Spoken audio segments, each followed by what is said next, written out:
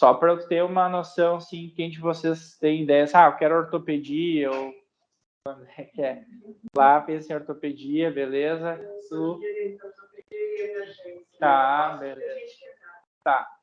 E vamos ter outra ideia, assim, semestres, mais ou menos. Primeiro semestre, tem alguém? Primeiro não? Segundo? Segundo? Terceiro? Não? Quarto? Todo quarto? Quinto? Sexto, não deve sexto? Sétimo? Daí já o gurizada perdeu o interesse, já. É só no início. Tá, beleza. Tá bem. Mas é mais ou menos a mesma coisa que a gente aí. Bom, vocês então estão no ciclo básico, né? Basicamente é ICBS e pouca coisa de hospital de clínicas. Já conheciam o serviço aqui? A gente acompanha 2 ambulatórios e tem um... Beleza. Um ambulatório, mas o adulto acompanhou já um ou 2 procedimentos cirúrgicos. Beleza, tranquilo. Vocês vão aos poucos se enfronhando no hospital, né? O hospital ele fica mais assim palpável para vocês a partir do quinto semestre, né? O clínico ali já começam a vir mais para cá e depois como doutorando é basicamente aqui, não vai mais nada para a faculdade. Então vamos lá. Me pediram para falar da experiência em rotina aí da residência de ortopedia, tá? Passar assim, eu vou dizer para vocês que talvez essa é a conversa que eu gostaria que tivessem tido comigo mais ou menos na fase que vocês estão no curso, assim, que as faculdades não têm esse tipo de conversa, assim, uma coisa mais informal, tirar umas dúvidas, dar uma visão do cara que já está um pouco à frente, né? No final vocês também vão estar nessa posição. E isso é importante porque faz com que vocês também seguirem um pouco para o que eu quero fazer, né, depois, que aos poucos começa a ficar mais ansioso, assim, né, vai passando a faculdade e daí vai ficando assim, mas o que eu vou fazer, mais ou menos, ou vou descartando algumas coisas ou não. Pode passar aí. Então, basicamente por onde tudo começa. Vocês acham que foram os primeiros a fundar a liga aí? Teve uma gurizada antes aí que se mexeu. Lá em 2014, 2013, 2014, nós também estávamos no terceiro, quarto semestre da faculdade, mesmo a coisa mesmo com vocês, assim, a gente fez a liga de ortopedia também, a gente chamava de LOT, URGS, não era, vocês é LTO, né, Liga de Traumatologia e Ortopedia, e foi mais ou menos a mesma coisa que tu fez, aí, que vocês fizeram, a gente organizou para ter, ser um projeto de extensão, né, para os alunos, por exemplo, tu tem como já um projeto de extensão cadastrado na URGS, tudo, então o professor Galia já na época abraçou, por isso que muita gente sabia assim, um pouco do processo, né? E no fim tu vai esquecendo, mas acontece que a gente já sabia mais ou menos como funcionava.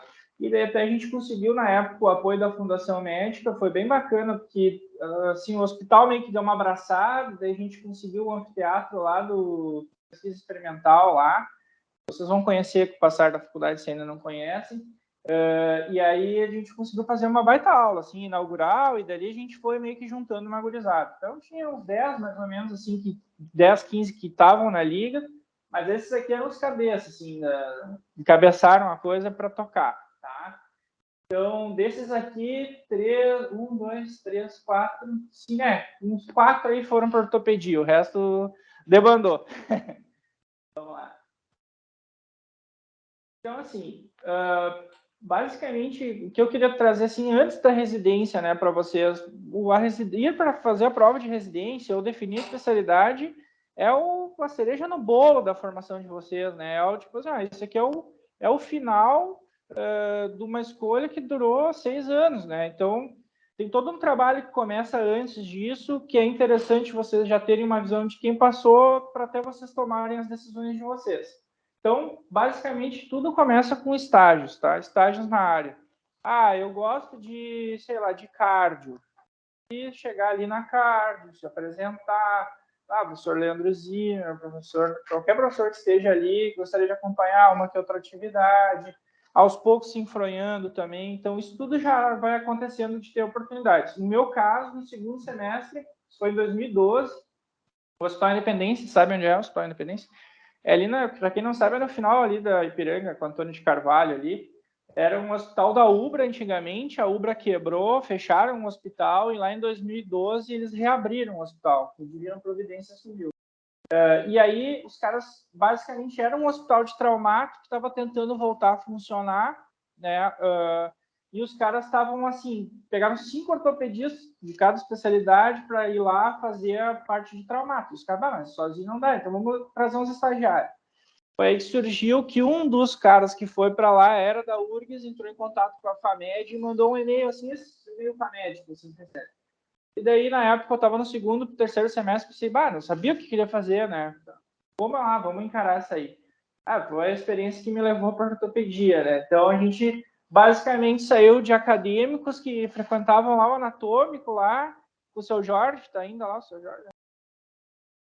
Sim, que a gente voa com o seu Jorge, daí saía, na tua época ainda estava, agora acho que ele se aposentou. E aí fomos para um hospital em que tu era doutorando já, assim, tu já está num nível muito acima, entrava em cirurgia, era tu e o chefe, então tu era o primeiro auxílio, fazia tudo que era cirurgia ortopédica, algumas coisas mais pequenas assim, tu já botava a mão e fazia. Então isso foi uma coisa assim que na minha época surgiu e foi um divisor de águas para mim. Tanto que eu fiquei os 2 anos lá, de 2012 a 2014. Aí de lá um chefe me chamou para quando eu saí.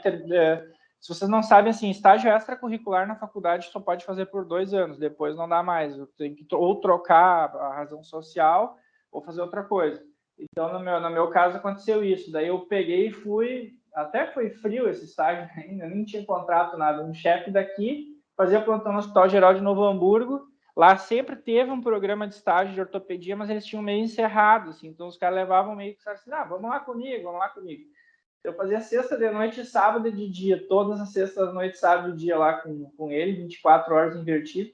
E também fiquei mais 2 anos lá com ele, né, sexta, sábado, que daí não trabalhava na faculdade e tal. E no fim eu fiquei 4 anos fazendo estágio, fiquei mais de 3.000 horas fazendo estágio, assim, fora da graduação. Nós formos pensar, o nosso curso tem em torno de umas 10.000 horas, né?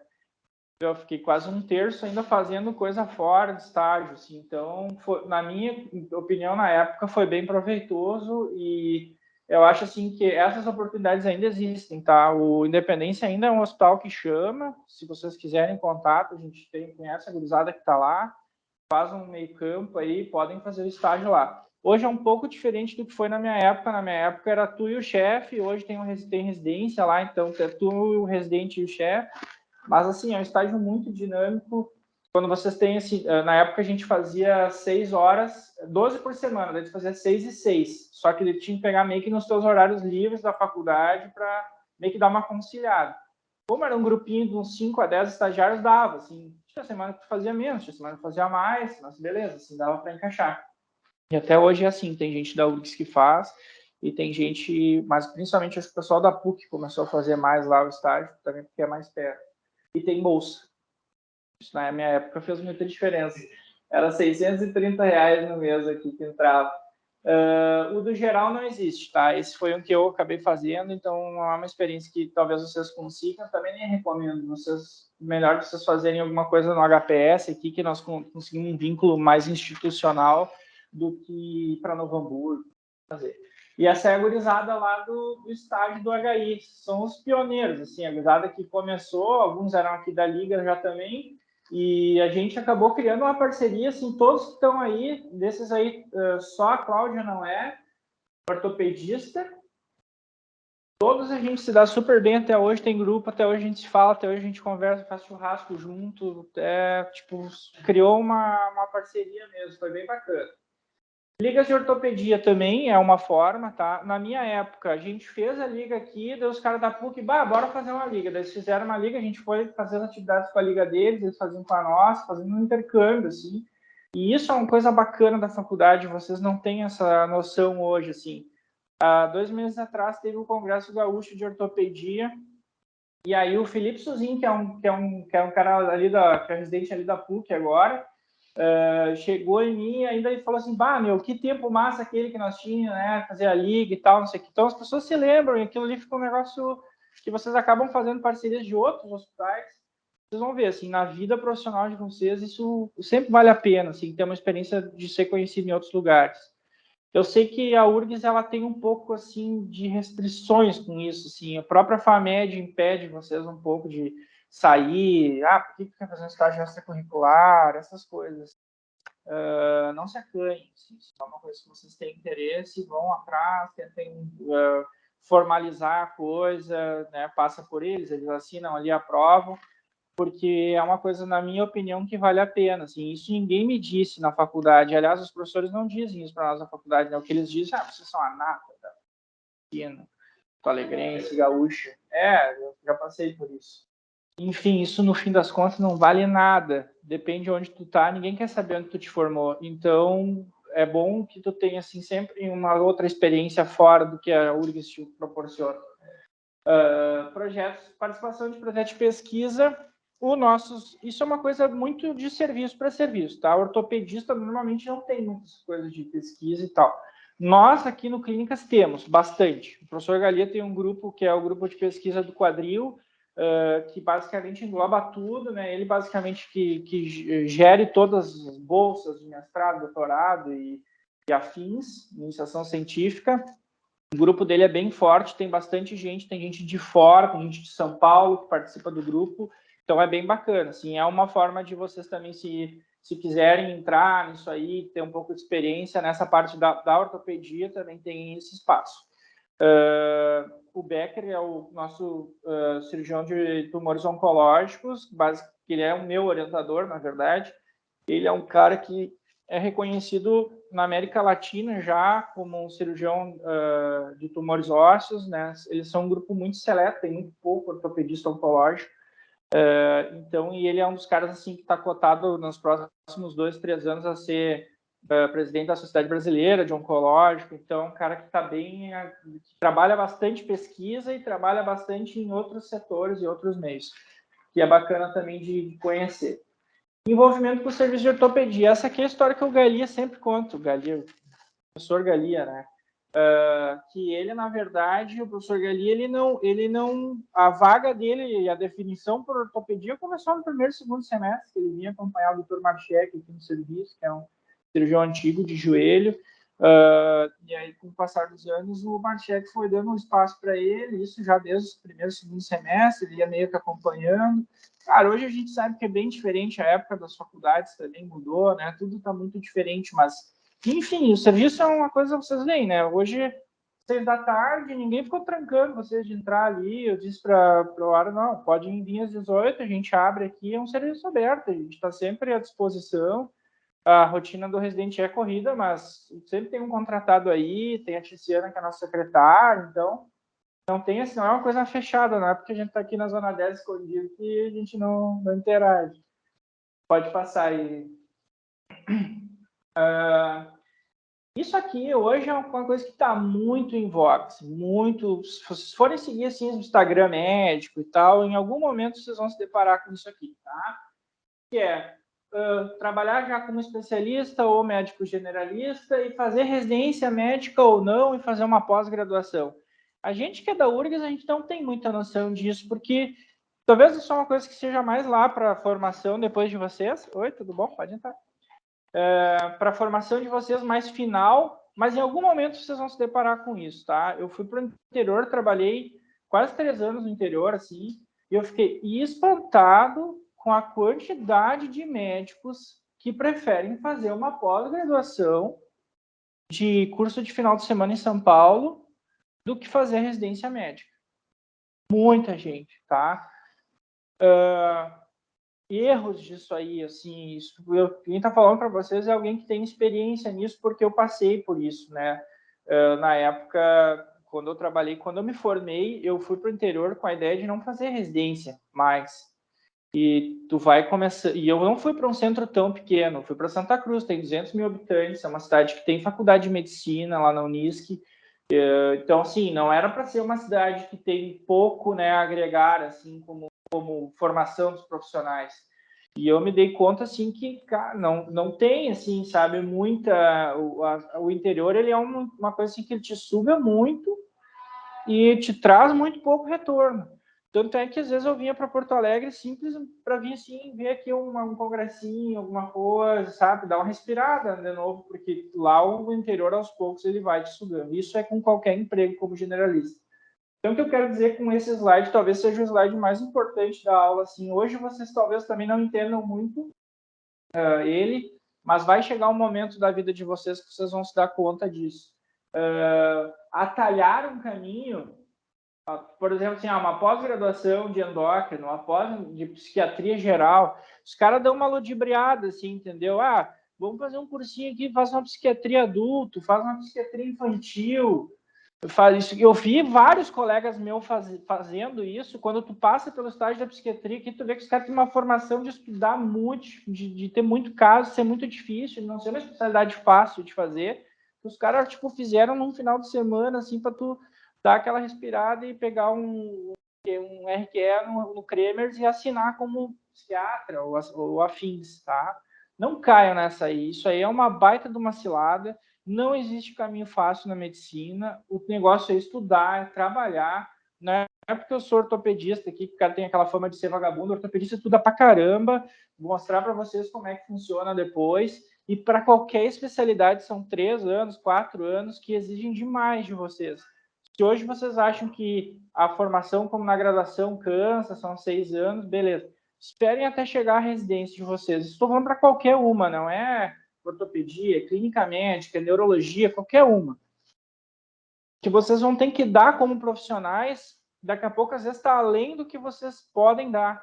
Tanto que se fala muito hoje em burnout, na residência, vocês já devem ter visto, né? A gente teve ano passado um caso de um residente da psiquiatria que se suicidou, então essas coisas existem, porque a gente é cobrado, e o residente ele é cobrado, ele é basicamente forjado, né? Para ser um especialista que quando tu tiver um paciente na tua frente, tu vai chegar e vai ter uma opinião, tu vai ter uma decisão a tomar embasado em estudo, embasado em que tu viu num hospital de grande porte.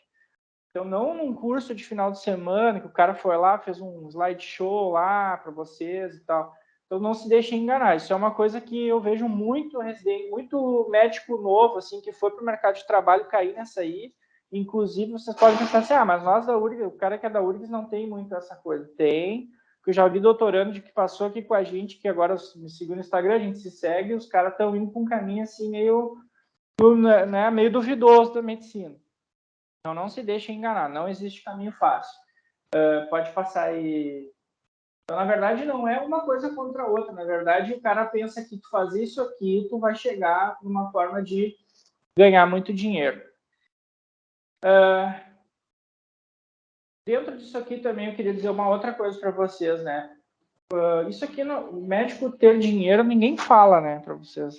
Ninguém conversa com vocês sobre isso na faculdade. Vocês vão ver, né, os que tá no terceiro, segundo, quarto ano, aqui na URGS tem meio que uma coisa assim, não, o médico não pode falar de dinheiro, não pode falar de como, né, como cobrar um cliente ou como cobrar um paciente. E falar que um paciente é um cliente, então é quase um crime. E lá fora, depois que vocês se formarem, a coisa não é bem assim, tá? Hoje a gente sofre muito, o médico quando se forma, sofre muito com a entrada no mercado de trabalho, e basicamente não existe mais carteira de trabalho, né? Nenhuma empresa ou hospital assina carteira de trabalho para médico, porque o custo de uma carteira de trabalho para um médico ela é muito alto. Então, vocês, invariavelmente, quem for formar e sair trabalhar, vai acabar trabalhando empresas terceirizadas que prestam um serviço para algum lugar e vocês vão meio que receber um dinheiro por baixo dos panos e, basicamente, quase todos os médicos se sujeitam a isso. Isso é uma coisa que é um tema para uma aula, só uma aula sobre isso, tá? Mas saibam que quando vocês se formarem, o ideal de vocês, que quem quer ir dar uma trabalhada, é antes de entrar no mercado, ir atrás de um contador, conversar como está sendo feita a remuneração médica e se resolver com isso. Em algum momento, talvez surja na liga a possibilidade de a gente falar sobre isso, mas eu quero dizer para vocês, não sintam assim essa coisa que o médico não cobra, médico não fala de dinheiro, isso não existe, tá fora daqui. Na URGS vocês vão ver que não fala muito, mas quando vocês chegarem no mercado de trabalho vai ser um grande problema. Falo isso porque passei na tela isso aí. Então, são coisas, experiências que depois a gente vai trocando uma ideia para frente. Pode passar aí. Então, a minha experiência anterior à residência. Então, eu trabalhei muito tempo em UPA, tá? O pessoal lá da UPA de Venâncio Aires. E aqui o pessoal lá de Lajeado, do SAMU de Lajeado. Trabalhei muito tempo lá com eles. Vou dizer para vocês, assim, é bem difícil pensar em voltar para a residência depois de um tempo fora. Então, assim, quem de vocês tem a ideia, que nem eu tinha, de ir para fora, ficar pelo menos 1 ano fora, 2, trabalhando, para voltar para a residência com capital, vocês têm que ter isso muito certo na cabeça de vocês, que vocês querem voltar. Porque esse mundo aqui, ele é um mundo muito sedutor, assim, eu acho que isso aqui é uma coisa que não se acaba, só que aqui não se enganem, são fotos sorrindo, todo mundo sorrindo, mas essa gurizada trabalhava pra caramba. Nessa época que eu trabalhava 120 horas por semana. Eu não tinha quase folga final de semana. Final de semana não existia, eu trabalhava muito final de semana. Então, cuidado, assim, o fato de definir a especialidade também passa por isso. Passa por vocês melhorar depois de um tempo a qualidade de vida de vocês, e fazer especialidade não está, em nenhum momento, é uma coisa que vai ser um demérito para vocês. E vocês vão se questionar, quem trabalhou fora vai se questionar, mas eu vou voltar para a residência para ganhar 3 mil reais como residente por mês. Se tu não tem, né, a família que te suporte por trás, isso é uma coisa muito difícil. Assim, um aluguel hoje em Porto Alegre é 2, 3 mil. Então, tu não viveu em Porto Alegre, a tua bolsa de residência já foi. E aí o cara começa a se questionar, quem sabe se eu ficar aqui trabalhando, coisa. Mas digo para vocês, é uma falácia, assim, isso aqui foi muito bom pelo tempo que precisou ser. Depois de 2 anos, 2 anos e meio, tipo, cortei o vínculo e bora trabalhar com o que eu realmente quero me especializar, quero fazer ortopedia, já tinha ficado muitos anos fazendo estágio na graduação. Bora lá. Então, aqui, ó, falando sobre ortopedia e traumatologia, tá? Aquilo que eu falei para vocês é basicamente para todas as especialidades, assim, quando vocês forem se definir, basicamente vocês pensem sempre nisso, assim, que se especializar é sempre um caminho melhor e mais sólido do que fazer qualquer outra coisa que esteja no caminho. A ortopedia e traumatologia, então, eu costumo dizer que é uma especialidade versátil, tá? O cara que gosta, por exemplo, eu gosto de fazer plantão.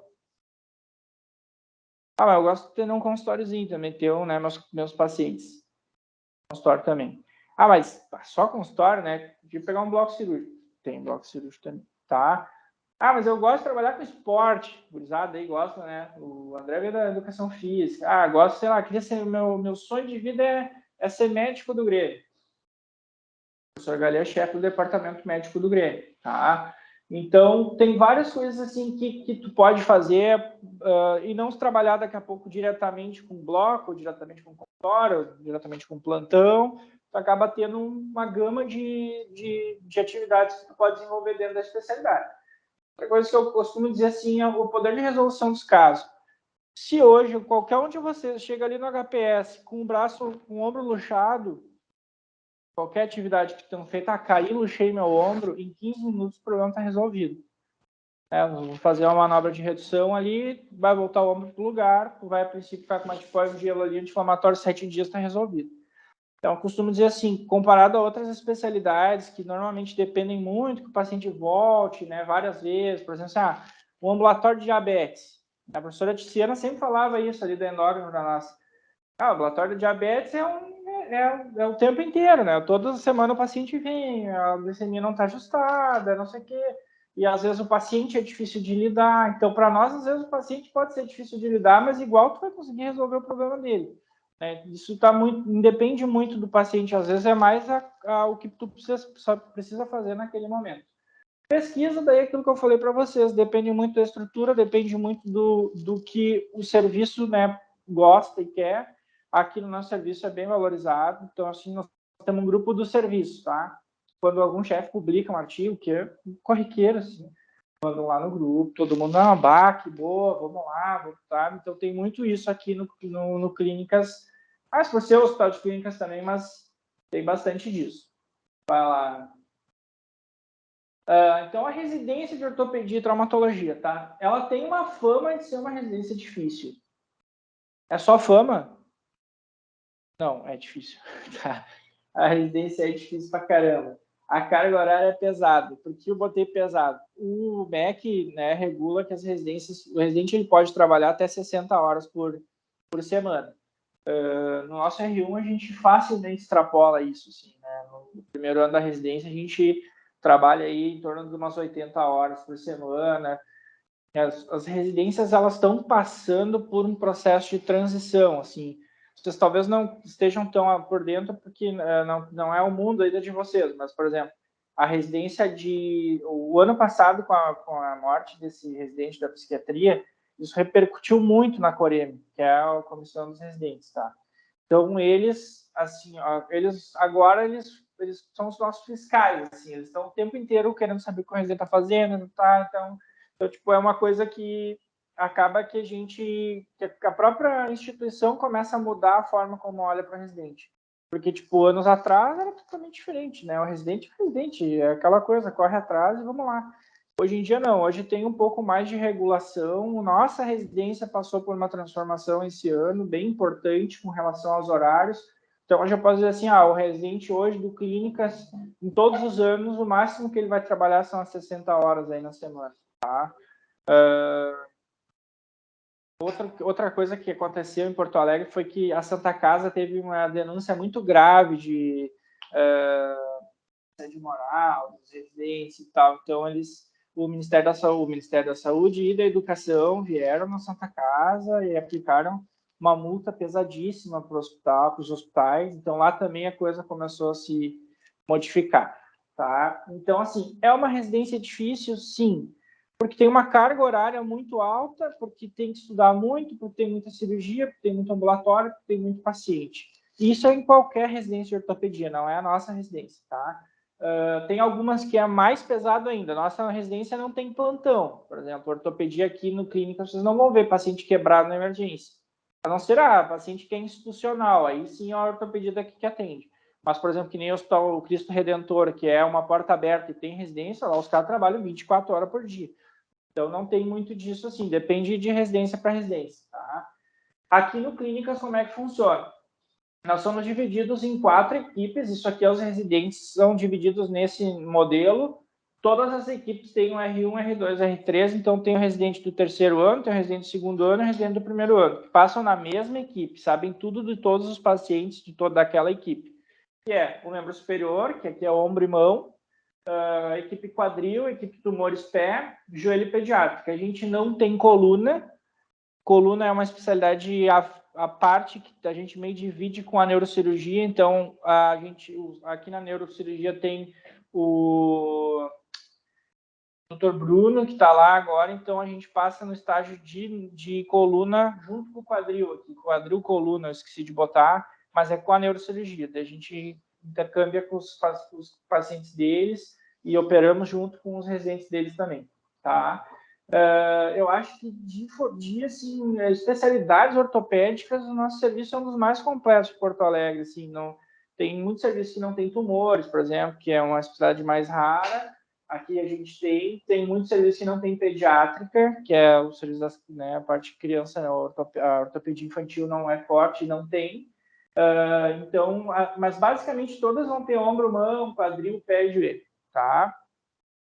O R4 aqui, o que é? É o residente que a gente chama do quarto ano, que é basicamente o fellow. A residência são 3 anos, tá? Com o passar dos anos, talvez isso mude. A Sociedade Brasileira de Ortopedia talvez queira mudar para 4 anos, porque acha que a formação em 3 anos é muito pesado. Porque daí o que acontece?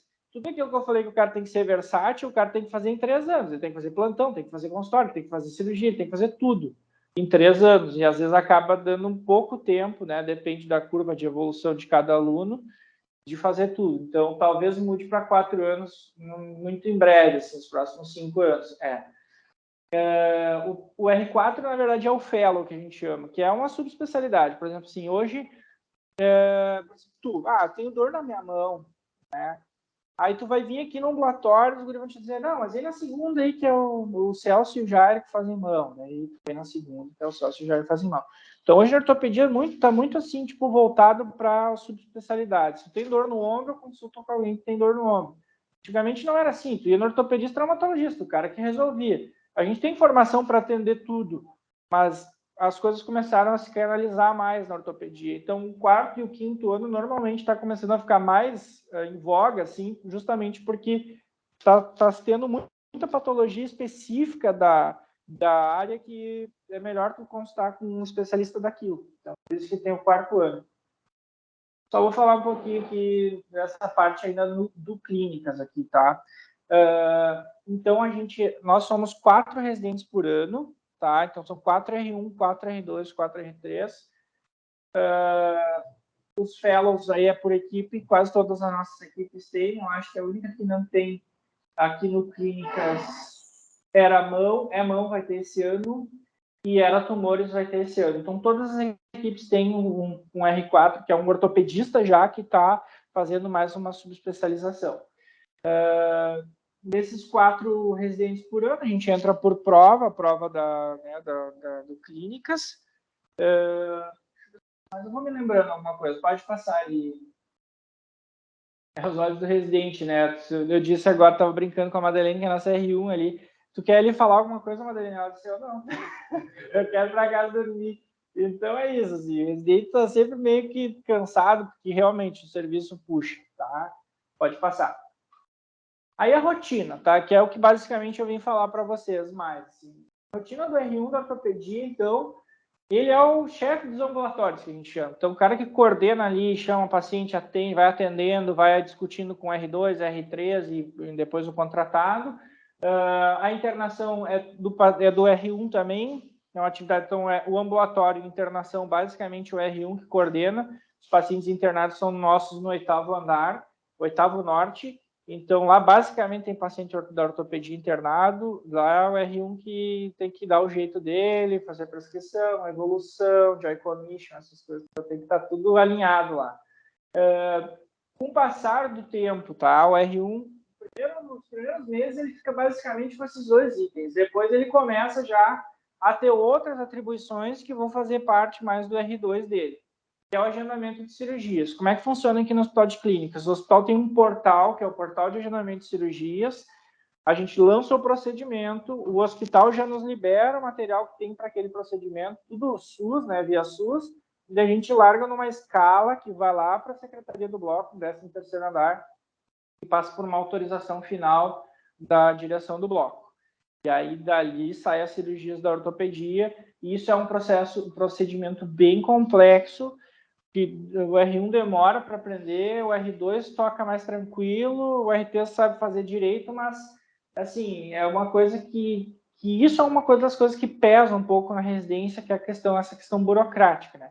Porque, por exemplo, assim, lá no Cristo, tu vai marcar uma cirurgia, é o seguinte, ó, o André tá com um úmero quebrado, aí tu pega ali a fratura de úmero, osteossíntese de úmero, haste de úmero bloqueada, entrega para a secretária na saída, tipo, para Tiziana, ela dali tá marcada a cirurgia, entendeu? Nós não, nós é toda uma autorização. Aí a relação que eu quero dizer com OPME e ICME, o que é OPME? OPME é o órtese prótese, por exemplo, se o André quebrou o braço e nós vamos botar uma haste de úmero nele, eu preciso fazer uma relação com o órtese prótese lá, eles me disserem, não, William, tem a haste, vamos usar a haste, aí depois o Centro de Esterilização de Materiais, que é o CME, recebe essa haste, vai esterilizar a haste para a gente usar na cirurgia. Isso aqui parece assim, o cara vai falar com a PMI que o CME está resolvido. Cara, isso aqui são horas. Porque o hospital de clínicas tem muita enfermeira, muito técnico, muito enfermeiro, técnico, enfermeiro. Até chegar ao processo final, demora muita coisa. Não foi uma coisa que se criou assim, automática. Por exemplo, escalar o paciente e a coisa sabe, fluir. Não, o R1, além de ter que agendar a cirurgia, dizer, eu quero a haste, André. Eu quero a haste para o André. Ele tem que falar com a PME se tem haste. Não é o hospital que fala, é o residente que ainda tem que ir atrás. Isso é uma falha do hospital. Depois ele vai falar com o CME. O CME recebeu a haste do APME? Recebi. Aí não esteriliza que a cirurgia é amanhã. Então, assim que a coisa funciona. Assim, tem muitas etapas e essa é uma parte assim que, se vocês forem falar com o R1, ele é uma coisa que ele mais vai se queixar, assim, essa parte burocrática da residência. Mas, enfim, passa, é um ano, depois vai vir ter o R1 que vai fazer, mas o hospital tende a melhorar os processos. E já foi pauta de reunião esse ano. Central de leitos. Ah, William, mas tu falou que vocês não recebem traumato, que não quebra osso aqui no Clínicas, né? Vocês fazem só outros tipos de cirurgia. Isso, a gente não tem uma porta aberta, mas a Central de Leitos de Porto Alegre, por exemplo, assim, tu foi lá no HPS, tu quebrou teu punho, tá? O médico lá vai anestesiar, reduzir, botar no lugar uma tala. Aí ele vai te dizer, olha, é cirúrgico o teu caso, mas a gente não opera aqui no HPS. A gente vai te encaminhar para uma central de leitos e tu vai ser regulada via central de leitos para algum hospital de Porto Alegre. Então, esses pacientes vêm via central de leitos para nós. Então, são 6 pacientes por semana, a gente atende na quarta de tarde. São pacientes que foram no HPS, quebraram, vieram, e a gente faz ali redução, tal, tudo, e daí faz a cirurgia aqui no hospital. Tá? Avalia novamente o caso. O BIP, que é BIP em todos os hospitais, que é basicamente o exemplo que eu estava falando para vocês. Não tem porta aberta aqui de traumato. Ah, mas tem uma paciente lá no leito 702, estava indo no banheiro, caiu, bateu o braço, quebrou o braço. Aí ela vai encaminhada para emergência no hospital, isso é um fluxo todo que acontece, vai para emergência. Dali da emergência, não tem como tu dizer assim no clínica, não tem traumato, vai lá no HPS, não tem como, né? Então, o paciente, sei lá, com insuficiência cardíaca, tu vai mandar para o HPS fazer isso. Daí eles nos chamam, mas isso não tem uma pactuação. Por exemplo, por que é um evento grave, né, um paciente cair? Primeiro, porque é um evento grave porque não teve o cuidado, né, no andar. E a segunda coisa é porque nós da ortopedia não somos pactuados com a emergência do Clínicas. O hospital não recebe para atender fratura aqui. Então esse custo é todo do hospital. E aí que a coisa fica problemática, porque tu tem que atender rápido o paciente, então o BIP, né, eles te ligam, meia-noite, caiu a avó, tem que ir ver, tem que atender, tem que marcar cirurgia com urgência, o mais rápido possível, solicitar o material o mais rápido possível, porque isso teoricamente foi uma negligência do hospital, o cuidado do paciente internado. Então, tudo isso é a ortopedia daí que tem que correr atrás. Só que quem paga essa conta não é o SUS, é o hospital. Então, às vezes, isso aí é um problema. Procedimentos menores daí, várias coisas, né? Desde ressecção de cisto, de túnel do carpo, que são cirurgias mais simples, até uma osteossíntese de tornozelo. Aqui é o Thales, era R1 na época, que era o Henrique no R2. O Thales estava fazendo aí uma osteossíntese de tornozelo ali no CCA. E essa aqui, basicamente, é a rotina do R1, assim, né? Na época na minha época, o R1 foi muito um R1 de pandemia, que a gente chama, né? A gente ficou muito restrito, assim, máscara e tudo, menos atendimentos, mas, assim, a complexidade dos casos era maior, então também foi um problema. Então, aqui é o Olibonion, o nosso R3 agora, com o meu colega. Aqui no andar eu tirei uma foto dele, isso aqui é 5 horas da manhã. Eu brinco com ele que ele estava tipo, perdido, ele às 5 da manhã olhando o celular, cadê os leitos do paciente, né? Eu tirei essa foto e ficou. Aqui já é no ambulatório, aqui que vocês veem, né? Isso aqui é nosso material de gesso, que a gente basicamente usa. Aqui é o Bira, que é nosso gessista, e o Liboni e o Eduardo aí atendendo aí também, fazendo um gessinho aí com os guris. Tá? Pode ir lá. O R2 já é um cara assim que, eu tirei R2, eu saí que nem a gente brinca, é a noite isso, o cara sai de abóbora, entra num carrossel. Então, o R2 já é um cara que participa já mais das cirurgias, tem um ganho de técnica operatória, então a curva da saída do R1 até o início do R2, ela começa a exponencialmente melhorar.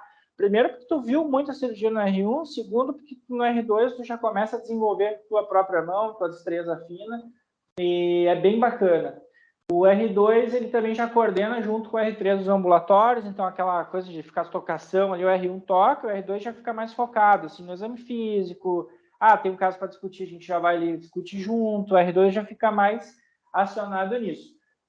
O R2 no hospital é consultor. Vocês não sabem como isso funciona, porque não são doutorandos ainda. Mas quando vocês forem doutorandos, vocês vão pedir consultoria para outras equipes. O paciente está internado por uma insuficiência cardíaca, estou passando na cardio. Aí ele está com dor no ombro, deve ser fizeram analgesia e tal, e não melhorou. Pede uma consultoria para ortopedia. Quem vai ver a consultoria é o R2 da ortopedia. e basicamente vai lá, avalia o paciente, examina e vê, tipo assim, tem que fazer exame de imagem, não tem que fazer exame de imagem, vários, né? Aí ele discute também já direto com o preceptor. Isso aqui é um ganho, assim, na vida do R2. Ele acha que não, mas se pegar o Marcos, que é o R2, estava antes aqui, ele acha que é ruim. Mas é um ganho na vida do R2, porque basicamente o cara se torna mais independente. Porque quando tu é R1 e tu vai ver um BIP, tu tem que falar com o teu R2, tem uma paciente que está quebrada na emergência. Aí o R2, tá, raio-x você que me manda. O cara vai lá, faz raio-x, ela mandou para ele. Aí chegam com o caso pronto para o R3. O R3 basicamente ajuda a definir a conduta final ali e o chefe só concorda. Né? O contratado basicamente concorda e está feito. Mas o consultor não. O consultor ele vê e ele já vai direto no chefe. Então ele não passa mais pelo R3. Então o cara fica mais autônomo. E aí isso te estimula, tipo assim, pensar o caso. O R1 é muito braçal, né? Tu vai lá ver e o R2 vai te ajudar a ver o caso e tal. No R2 não tem ninguém para discutir. Então tu basicamente tem que pensar o que tu tomaria de conduta. Daí vira uma discussão entre tu e o contratado. É bem bacana, assim, o R2 já fica melhor. E também os casos, por exemplo, assim, o paciente está com uma artrite séptica de joelho, tem que fazer a cirurgia, tá? O consultor que viu, a cirurgia do consultor. Então, o R2 já opera esses casos. Então, já começa com umas cirurgias mais avançadas, assim, para ortopedia, e é bem bacana. O estágio do trauma no HPS, então, é no R2 também, que é esse que o André estava me perguntando, que quando vocês forem lá ver, quem está lá é um R2. Antigamente, a gente fazia no Cristo esse estágio. Ficava um mês só lá, daí não estava sendo muito proveitoso na pandemia. A gente estava no início da pandemia virando R2, estava com muito pouca cirurgia no hospital por causa da pandemia. Aí a gente brigou com os chefes para entrar no HPS. Por quê? O Cristo tem residente. Então, você sabe, chegava um paciente com uma fratura diafisária de tíbia, tu quer ir lá fazer um fixador externo. O R1 lá do Cristo também queria. Então, tipo, né, tu não conseguia operar os casos. No HPS não tem residente de traumato, só de emergência. Da traumato não tem. Então, basicamente, a gente entrou ali, todos os traumas a gente tocava na emergência ali com os caras. Então, foi bem bacana para nós, assim, o cara acaba pegando muita mão de trauma ali, que ali é o dia inteiro, né? Tipo, das 10 da manhã em diante, ali a coisa, o bicho pega. Então, isso aqui já é o meu estágio ali, por exemplo. Aqui o fixador transarticular, o cara teve uma fratura de joelho, fratura exposta. Isso aqui é o primeiro fixador transarticular que eu fiz lá nesse estágio. Depois aqui fiz um fixador externo de úmero. Tudo assim, o cara vai pegando confiança contigo lá, tu que toca a cirurgia, entendeu? Aí tu vai lá, faz a cirurgia, tu acha aqui, bacana. Isso aqui é uma foto que a anestesista tirou na época. Esse aqui é o meu R3, eu tô de R2, esse aqui é o Bruno. Que é o contratado da Tumores também, oncológica, tá? Ele e o Becker. Então, isso aqui é uma coisa que o R2 muda pro R1. Vocês não estão vendo o R1 aqui, né? Ele está em algum lugar aí. Só não sei aonde. O R2 ele fica muito mais próximo da cirurgia. Então, tu acaba vendo, tu acaba, né, pegando aquela mão assim, que tem uma dissecção mais limpa, não fica lá atrás, assim, segurando a perna, que às vezes é um saco no R1, né? Mas no R2 tu já começa a ver mais uma ação ali, não, tô aqui, ou tu, né, participa mais ativamente do procedimento. E ali um tornozelo luxado, uma fratura luxação, chegou aqui, tá, vocês veem, entendem isso aqui? Isso aqui é um raio-x. Isso aqui é um raio-x basicamente normal, tá? Vem aqui o tornozelo, a tíbia, a fíbula, tem o encaixe do tornozelo, o talos, aqui já está reduzido. Isso aqui chegou para nós, estava totalmente fora, quebrado, e aqui estava com. E aqui tinha mais uma fratura da fíbula e arrancou toda a articulação. Aí depois isso aqui virou isso aqui quando a gente levou para o bloco lá para lavar e fazer todo o procedimento. Então o R2 é um ano bacana assim nesse sentido. E no serviço ele começa a se tornar responsável pela apresentação dos casos operados. Então o que é isso? A gente operou um tornozelo. Beleza, vai lá, apresenta o caso do tornozelo. Daí tu fala o caso e tal, e daí no final, tipo assim, o paciente teve uma fratura tal, classificação AO tal. A gente trabalha com muita classificação, assim, até para saber o mecanismo da fratura em si. E depois também, operamos, fizemos uma redução aberta com fixação interna, que significa abrimos e botamos umas plaquinhas, mas tudo tem já um treinamento para essa parte. E aí pode passar. E aí o terceiro ano, basicamente, é o teu chão, assim. coordena a equipe junto com o contratado. A gente brinca aqui que o R3 ele é o chefe da equipe. Então, tudo que acontece na minha equipe, por exemplo, eu agora estou na ombro e mão, tá? Hoje de manhã até as 2 da tarde a gente teve bloco da mão. Todos os casos que teve da mão, sei o caso, sei toda a história do paciente, o que aconteceu, o que não aconteceu. Eu planejo o caso, é um planejamento cirúrgico, estudo o caso, vou lá, faço a cirurgia, tudo nesse... O contratado, ele fica muito, assim, olhando junto, mas ele já não bota a mão. E, basicamente, a gente brinca assim, que o R3 define as condutas, então o R3 falou, tá falado. Por isso que tu tem essa formação degrau, assim, para tu chegar no teu R3 e tu definir. Isso é um pouco diferente das outras especialidades, tá? Vocês vão passar, por exemplo, nas equipes clínicas depois, vocês vão ver, tipo, um R3 de pneumo, por exemplo. Todos os casos ele discute com o contratado. Todos. Não estou dizendo que eu não discuto praticamente todos, mas tem casos que eu não discuto, que o R3 toma a conduta e o contratado assina embaixo. Mas nas outras, isso no hospital existe muito, assim, na ortopedia a gente é um pouco mais solto, mas também depende de confiança, né? Os contratados sentem, assim, como o cara tá indo, e aí tu toca tudo e praticamente tu é um ortopedista no 3º ano, tá? Definição do manejo dos pacientes, isso que eu estava falando para vocês, planejamento dos casos cirúrgicos, isso aqui, ó, isso aqui é um planejamento digital de uma prótese de quadril, tá? Paciente que tem uma artrose, um desgaste da articulação, a gente vai substituir a articulação por um implante protético metálico, tá? Que é a prótese de quadril. Talvez seja uma das cirurgias que vocês já ouviram falar da ortopedia. E aqui é o planejamento digital, essas linhas servem então de parâmetros para a gente ter uma reprodução na cirurgia perfeita para o paciente ter o melhor desempenho funcional com a prótese. Tá? Então isso é tudo o R3 já que faz. Aqui, antigamente, agora a gente faz digital, antigamente a gente fazia na mão, aqui na régua. Tá? Faz um raio-x de planejamento cirúrgico, aqui no nosso raio-x, a gente tem uma sala de raio-x, e daí ali a gente já fazia o desenho já na mão ali, do planejamento, implante, tudo. Nada numa cirurgia sai sem já ter sido planejado antes. Nada. E se a tua cirurgia é muito difícil ao ponto de tu achar que talvez teu plano A não dê certo, ele tem um plano B e um plano C. Então, tu nunca chega numa cirurgia nossa da Traumato que não tenha sido discutido pelo menos 2 planos ou 3, dependendo da gravidade do caso. Tá? Então, isso é muito cobrado pelos chefes e o R3 é o responsável por isso. Se o cara não sabe ou chegou e não estudou, ele também não opera. Aí faz a cirurgia ou contratado. Aqui a gente fazendo uma artroscopia de joelho, estou de R3, aqui o Jorge, que era meu R4. Quem tirou a foto foi o chefe, então para vocês verem, né, o contratado nem entrou na cirurgia. E aqui a gente também no Congresso Brasileiro lá de Ortopedia, foi em São Paulo. Mas voltando aqui, isso tem muito a ver com o TEOT. Por que eu disse para vocês que o ortopedista estuda muito, né? Ou pelo menos aqui no serviço a gente é muito cobrado assim, pela questão do estudo. Esse aqui é o título de especialista em ortopedia e traumatologia. Isso aqui é como se fosse, deixa eu ver assim, uma analogia para vocês.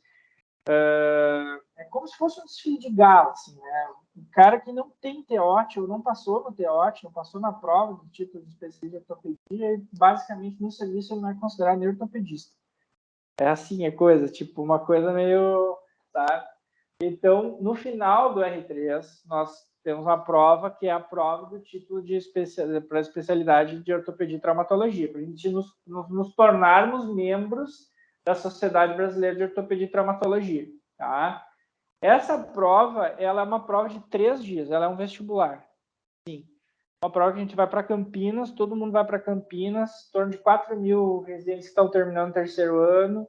Primeiro dia é uma prova com 100 questões, que é já de caráter eliminatório, então quem não acertar pelo menos 50% da prova é reprovado, e vocês devem pensar assim, pô, 50% da prova, né, uma barbada. Não é uma barbada, as questões são dificílimas, os caras usam muita bibliografia, então é tipo aquele exame que os caras fazem para os Estados Unidos, sabe? O cara acha, tem que acertar metade da prova é barbada, não é? E se tu não passou no primeiro dia, tu já vem embora, não tem mais chance de fazer mais nada. E depois no segundo e terceiro dia são mais 5 provas. Entre elas, uma prova de anatomia, os moldes que vocês tem no anatômico lá, parte de músculo esquelética toda, exame físico de qualquer coisa do corpo, do mesmo que tem muito exame físico, habilidades, então os caras dizem, vai fazer uma prótese de joelho agora. Daí eles botam um modelo anatômico lá, que pega e vai lá com uma serra, faz o que eles estão pedindo, saber o passo a passo da cirurgia, saber o que fazer na cirurgia. E a quinta é análise de marcha e movimento e notícias para familiares. Então, tipo assim, o paciente veio, estava com uma dor na coxa, fez um raio-x, tem um condrosarcoma, um tumor maligno nos ossos. Daí, como é que daí tem um milico ali, que nós usamos uns milico lá, fala para ele, explica para o paciente familiar, né, com os teus termos. Se tu der uma de Juca lá, tipo assim, tu tá com câncer aí, meu, vamos lá. Já reprovam na hora. Então é uma prova assim, por que eu disse antes no início, o ortopedista estuda pra caramba, porque isso aqui é cobrado da gente desde o primeiro ano. Então, desde o primeiro ano, tu sabe que tem essa sombra do teote, vai chegar, né? Um momento vai chegar. Tá chegando o meu momento agora. Então, o residente, durante a residência toda, estuda bastante. Então, além de uma carga horária pesada, a gente tem muita matéria e muito tema para estudar. Isso é uma das coisas que nos cobram. E a partir desse ano ficou obrigatório um trabalho científico. Então, tem que ter publicado um trabalho durante a residência, tem que ser durante os 3 anos uma residência, para mandar para lá, para eles te autorizarem a fazer a prova. E, além disso, o serviço tem que te indicar para fazer a prova. Se eles acham que tu não tem condições, tu nem vai. Então, tem bastante coisa. O caso da semana é um treinamento para o TEOT, tá? Que é o caso que, por exemplo, se a gente vai chegar lá, eles vão botar uma fratura e daí tu vai ter que começar a discorrer sobre. E a mesma coisa a gente faz aqui já durante o ano, treinando o ano inteiro. Tá? Reunião das 6 da manhã, isso aí, que daí toda sexta tem o caso da semana. Agora a gente já está passando o bastão para os R2, né, que estão virando R3 daqui a pouco. Vai lá. Mas então a residência não é só isso, né? Até agora eu só falei a parte pesada, trabalho, rotina, não sei o que. A residência, ela te dá muita parceria, assim. A gente tirei assim, só 4 fotos lá para botar aqui 50 fotos, momentos, né, de confraternização. Esse aqui é o primeiro churrasco nosso de R1. Aqui é o Eduardinho, eu e o Thales. Aqui com o Rômulo de início, mas ele não quis ficar. Depois ele queria fazer cirurgia, daí entrou o Matheus no lugar dele, Matheus Olibori. Aqui tem um caso que esse ano até, o Luiz Henrique, ele foi meu R+, meu R3. Agora ele é meu R4 de quadril e joelho. E ele estava num plantão, porque eles já são ortopedistas, né? Ele já estava num plantão no interior, e daí teve um paciente lá com uma fratura de fêmur, e ele, vem aqui me ajudar, que não tem ninguém, e é um caso difícil e tal. Fui lá no interior, dar uma mão pro cara, é isso aí, parceria. Tu acaba criando um vínculo com os caras, com todos os teus colegas, quase de irmão, assim, em algum momento teve que te abraçar com o cara na residência. Aqui é brincadeira, o Eduardinho aqui deixou o bigode crescer, tipo o bigode da URGS. Eu disse, não, tu não é da URGS, pode cortar esse bigode. Daí a nossa técnica que foi lá e pegou a tesoura e tá cortando o bigode dele. E aí, confraternização. Isso aqui também, ó, resiliência. Vocês vão se formar, vai ser aquela pompa, formatura da medicina lá no teatro, é bonito, é legal. Aí vocês vão por trabalhar, daí o tempo inteiro assim, doutor aqui, doutor ali, doutor aqui. O cara vai assim, sou doutor já. Né? Aí tu volta para a residência. Por isso que eu digo, antigamente eu achava assim que o cara tinha que trabalhar um tempo, sabe, para voltar para a residência. Hoje eu acho assim, não faça uma residência logo, quem puder já toca a ficha, assim. Porque na residência, o cara te força a tu voltar a ser meio que um aluno, um estudante, e isso é difícil de tu trajetar, assim. Porque, principalmente no início, as pessoas fazem meio que uma pressão psicológica, assim, o cara desistir e tal. Então, é todo mundo, não é os contratados, é o enfermeiro do andar, é o técnico do andar, é o técnico do bloco, que já são os técnicos antigos, então eles já sabem como te macerar, sabe? E às vezes tu tá assim, sei lá, chega às 5 da manhã, tá lá 10 da noite no bloco lá e o técnico te agulhando, sabe? Tem que ser assim muito resiliente no início até a coisa andar. Isso já diminuiu, tá? No ano passado para cá, com essas mudanças, as coisas não estão mais acontecendo assim. Quando eu entrei era difícil pra caramba. e eu pensei em desistir várias vezes. Então, isso acontece, né? Tu vai passando por momentos difíceis, daí tu acha, vou desistir disso aqui, daí vou voltar lá para minha vida lá na UPA, pô, pessoal, gente boa, pessoal do SAMU, gente boa. Aí tu pensa assim, não vale a pena, não é isso que eu quero, não é esse o meu objetivo, e sigam firmes, assim, que a coisa vai para frente. Não estou dizendo isso só da ortopedia, tá, gente? Estou dizendo isso de outras especialidades. Porque a Cláudia, que era aquela que eu falei no início lá para vocês, que foi para vascular, ela já me falou várias vezes isso, que ela na vascular ali, tipo, 2 da manhã, dissecando a artéria, e aí ela olhava para o lado assim, a colega anestesista dela ali no celular e tal, ela pensou, e vários da cirúrgica vão para anestesia, vários, não é um, não é dois. Por ano, acho que uns 5 desistem e vão fazer prova para anestésio. Tanto que agora os meus, eu sou R3, né? Então eu já peguei toda essa leva. Então, o cara que desistiu no segundo ano da cirurgia e agora virou R1 da anestesia e tá lá de meu R1. E eu já conheci o cara, porque ele era da cirúrgica. Então, acontece, assim, não é fácil. Isso tem muito a ver com o cara ser resiliente e amadurecer com o processo, que é o que eu acho que é um dos maiores ganhos, assim, Vou dizer para vocês, eu não deixei de trabalhar como clínico na residência. Eu já continuo fazendo plantão no SAMU, às vezes, não, menos agora, mas já fiz mais plantão em UPA. E tu acaba voltando para lá e trabalhando de uma forma diferente do que trabalhava na época que tu estava, te dá mais confiança, por mais que tu não esteja na especialidade, né, tipo anestésio ou emergência. Pode passar. Aí foi no nosso R1 aí. Durante o ano, esse aqui é os meus R2, tá? O Bruno, o Jorge, o Martelli e o Henrique. Os R3, o Otávio, o Rodrigo, o Bruno e o Pedroso. Durante o ano, tu quer matar esses caras. Mas passa isso, sabe? Isso é uma coisa que tu começa a te sentir como um pertencente a alguma coisa um pouquinho maior, assim. Começa a acontecer nesses momentos, assim, ó, isso aqui é o final do R3 deles, porque o nosso churrasco vai ser daqui uns dias aí também, daqui uns 10, 15 dias. Então é todo mundo se divertindo, tomando uma cerveja, aqui o Bruninho, o Becker, que são os caras da Tumores, o Borges era nosso R4 do joelho, aqui a gente fez a foto final, que é uma foto do serviço que fica ali também. Então, todo final do ano a gente tem. Durante a residência, aprendam a contar, isso não só para ortopedia, com pessoas próximas a vocês. Bira era nosso diarista. Várias vezes eu conversei com o Bira sobre pescar. Várias. Porque chega um momento que tá tanto tempo aqui que tu fica, né, conversando com o cara sobre outras coisas. Então, isso vai te fazendo pertencer ao lugar. A Jana era a nossa técnica e a André é a nossa secretária lá da frente, não a secretária do serviço. É bem bacana. Assim, no final, tu começa a sentir que aquilo ali tudo vale a pena. Tá passando aí.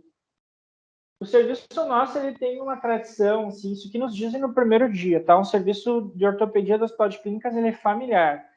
Nós não temos 10 residentes por ano, nós temos 4 residentes por ano. São 12 residentes no total, são 8 contratados. Então, são 20 pessoas que na sexta-feira, basicamente, se reúnem aqui.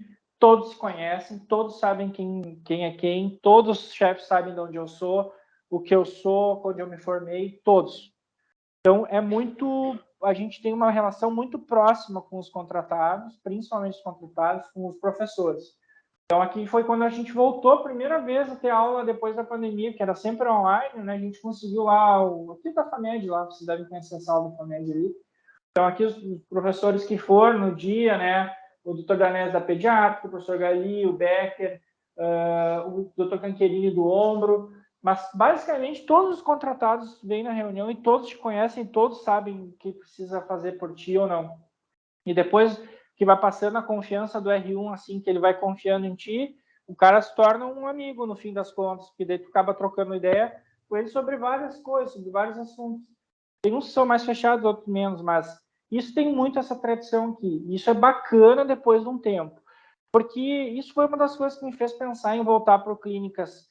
Porque normalmente quem faz residência para traumato, ortopedia, pensa assim, eu quero ir para um serviço que é botar mão, operar, não sei o quê, tô nem aí, bora, não sei o quê. Mas o grande boom da ortopedia, da traumatologia, isso é para qualquer especialidade, não é para só ortopedia e traumatologia, é o pós. Então, onde tu quer estar em 10 anos? Eu queria estar, sei lá, trabalhando em Quaraí. Cara, então tu tem que ir pro Cristo, tem que ir para a Independência, pegar a mão, tocar caso, não vai ter mais uma relação com o chefe. Ah, mas eu gostaria de ter a oportunidade de, em algum momento, trabalhar no Moinho de Vento, trabalhar no Moinho de Deus. Tem que optar por residências em que teus contratados sejam os caras mais influentes a ponto de te saberem quem tu é. Hoje em dia a gente já sabe que na medicina é mais assim, não, o número 10, o letra A lá, não vai ser chamado se não for um cara que esteja no meio, né? Então, isso foi uma das coisas que eu optei. Por exemplo, o professor Gali, ele é chefe do serviço do Moinhos de Vento, da ortopedia e traumatologia, chefe do departamento médico do Grêmio. Entendeu? É um cara que sabe quem eu sou, sabe? Em algum momento, se eu chegar no professor Gali e dizer, se um dia que tiver uma oportunidade, eu gostaria de entrar. Ah, tu é o William, eu te conheço, tá? Pensem nisso. A gente não pensa e depois acaba fazendo isso, porque eu sempre pensei em não fazer no clínicas na minha residência. Eu pensava isso, tem que ir para um lugar que eu pegue mão, tá?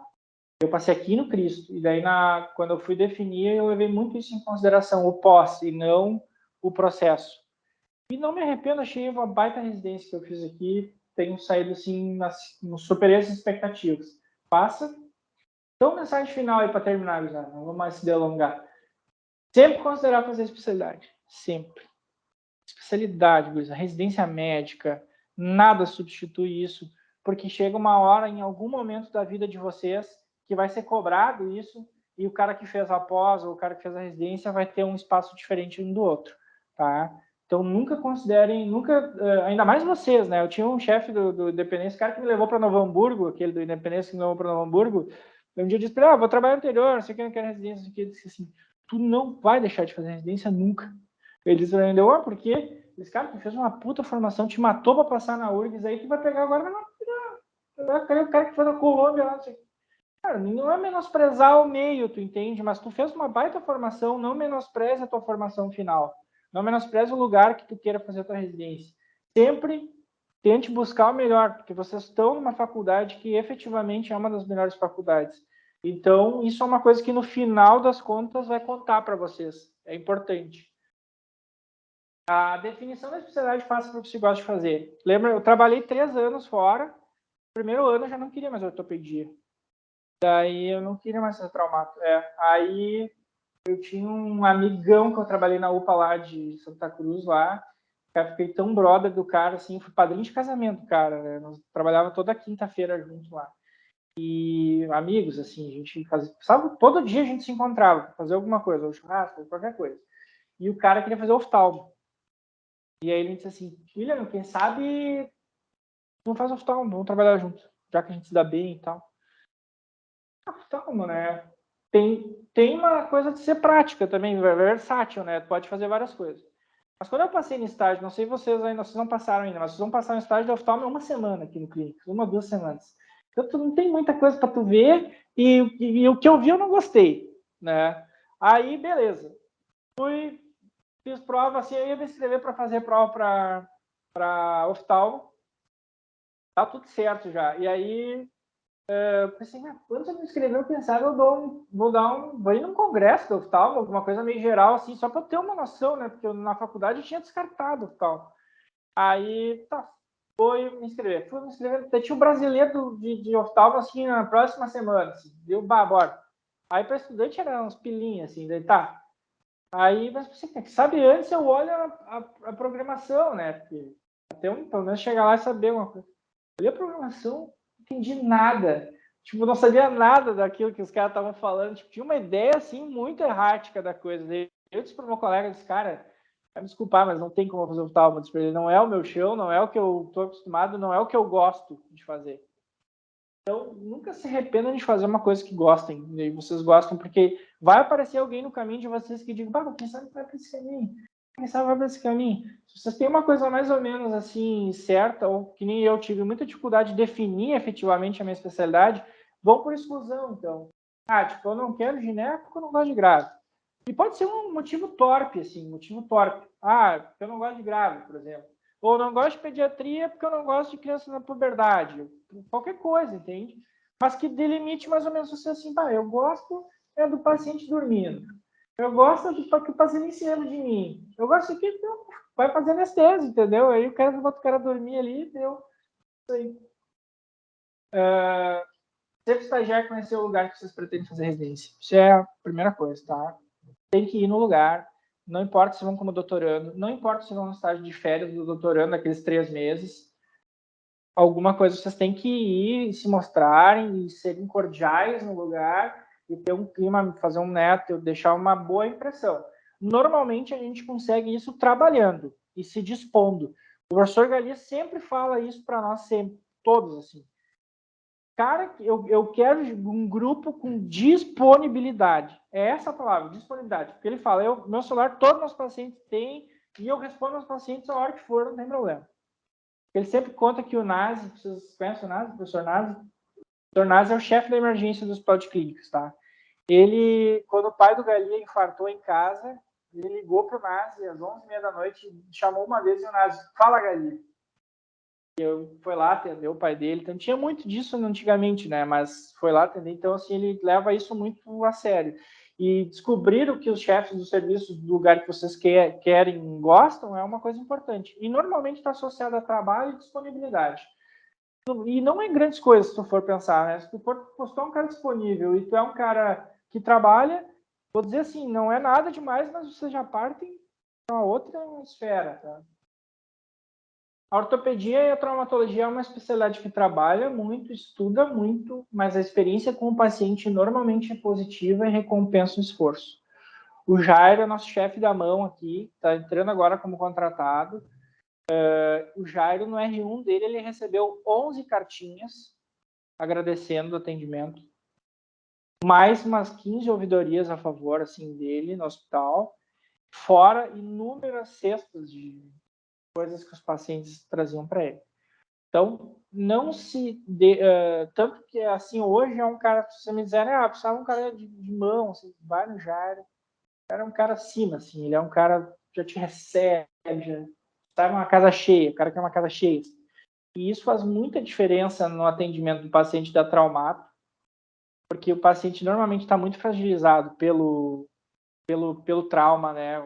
Geralmente o cara da fratura, assim, tu pode pegar um cara que está bem fisicamente. Só o André, ele está bem fisicamente, vamos dizer. Mas vamos dizer, o cara quebrou uma perna. Daí o cara já começa na cabeça dele assim, não vou poder mais malhar direito, não vou conseguir fazer minha corrida, não vou fazer não sei o quê. O cara chega muito, sabe? De receber bem o cara, acolher e tal, tratar, resolver o problema do cara, é muito recompensante para o paciente e também a experiência para o médico é muito boa, né, quando vai tudo bem. Normalmente vai tudo bem na nossa especialidade, mas mesmo quando não vai, tu consegue, ter um cara assim, né, de presença, tu consegue reverter às vezes uma situação complexa. Então, eu acho assim, a ortopedia, na minha opinião, é isso, assim, não tem jogo jogado, é trabalho, mas felizmente a questão a questão assim da experiência com o paciente é normalmente muito positiva. Então é isso, gurizada. Tem mais um slide? Acho que não, né? Beleza, deu. Já cansei vocês hoje, tá bom. Boa, alguém tem alguma pergunta, dúvida? É uma coisa mais lúdica, né? Mais assim, isso aqui é assim, deu. Mas é bacana. Bom que vocês se dispõem. É muito real, cara. Quando eu, no primeiro semestre de faculdade, passei com o meu professor tutor e ele me mandou para o professor Galia. Eu já sou, todo mundo sabe, eu já sou fisioterapeuta. E eu já vim com a cabeça direcionada para isso. E eu mandei um e-mail para o professor Galia, mandei meu currículo, dizendo meu interesse e tal. E a minha ideia era participar do grupo de pesquisa em cirurgia de Muito obrigada, viu? Tchau. Até mais, valeu.